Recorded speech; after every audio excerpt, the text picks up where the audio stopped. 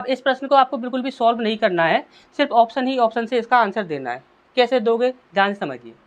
हमने बोला कि यहाँ पर बोला क्या गया है, एक लंबवृत्तीय शंकु और एक लंबवृत्तीय बेलन की ऊंचाइयों का अनुपात इतना है और उनके आधारों की त्रिज्याओं का अनुपात इतना है। यदि बेलन का आयतन इतना दिया हुआ है तो शंकु का आयतन सेंटीमीटर क्यूब में क्या होगा, ये हमसे यहाँ पर पूछा गया है। अब आप यहाँ पर क्या करोगे कि बेलन का आयतन यहाँ पर दिया हुआ है तो बेलन का फॉर्मूला लगाओगे, फिर उससे यहाँ पर एक्स की वैल्यू निकालोगे। एक्स की वैल्यू निकालने के बाद फिर उसके बाद यहाँ पर इसकी भुजाएं जो भी निकलेंगी वो आप निकालोगे। फिर उसके बाद यहाँ पर शंकु जो है उसका रेशियो निकालोगे, फिर उसकी रेशियो को रखकर फिर उसकी वैल्यू निकालोगे। कितना ज़्यादा टाइम लगेगा? हमने बोला कोई भी आपको टाइम देने की ज़रूरत नहीं है। हमने आपको जो वीडियो बताया था जो कि आपका 3D आकृति वाला, तो 3D मेंसुरेशन वाले में तुक्का ट्रिक क्या बताई थी, अगर आपने वो याद रखी होंगी तो आपको सीधा ही क्या करना है कि यहाँ पर हमसे किसके लिए पूछा गया है, आयतन किसके लिए बोला गया है, शंकु के लिए बोला गया है। हमने बोला शंकु के लिए यदि आयतन पूछा गया तो यहाँ पर शंकु की यहाँ पर त्रिज्या दी गई होगी, ऊंचाई दी गई होगी। तो हमने बोला कि यहाँ पर देखिए बेलन की ऊंचाई, शंकु और बेलन की ऊंचाइयाँ दी गई हैं यहाँ पर 4 और 3।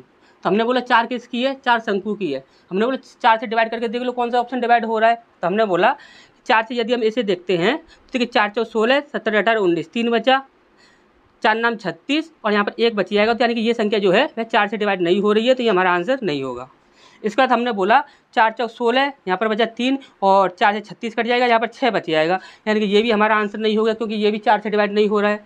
हमने बोला यहाँ पर देखेंगे 4 चौ 16, यहाँ पर कितना बचा आपका, 3 बचा, 4 8 32, यहाँ पर आपका कितना बचा, 3 बचा और 4 के पाड़े में कभी 35 आता नहीं है, तो ये संख्या आपकी डिवाइड होगी नहीं। ठीक, अब इसके बाद हमने नेक्स्ट देखा यहाँ पर कितना है आपका 1960 है। तो हमने बोला 4 चौक 16, यहाँ पर 3 बचा, 4 से 36 आपका कट जाएगा, पूरा ये संख्या आपकी पूरी डिवाइड हो रही है, यानी कि ये संख्या 4 से पूरी डिवाइड हो रही है, तो यही हमारा आंसर होगा और आंसर को कोई काट नहीं सकता है, 100% गारंटी है। और जितने भी हमने आपको ट्रिक बताई थी, जितनी भी हमने आपको 3D मेंसुरेशन के लिए ट्रिक बताई थी, उन्हें आप देखकर जरूर जाओगे।